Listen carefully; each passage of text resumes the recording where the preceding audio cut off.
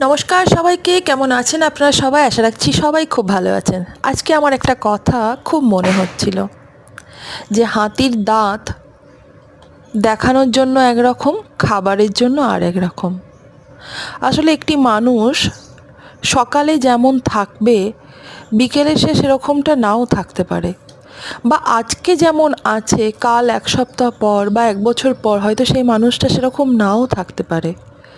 দৈনন্দিন জীবনে হয়তো কিছু মুহূর্ত পরেও তার সে কথাটা মনে নাও থাকতে পারে। আমাদের প্রত্যেকেরই জীবনটা এরকম, জানেন।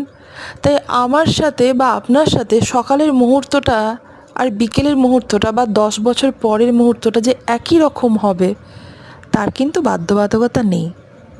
তাই যতটুকু মুহূর্ত সবাই সবার সাথে কাটাচ্ছে সেটা ভালো থাকুন, হাসির কারণ হয়ে উঠুন, সুস্থ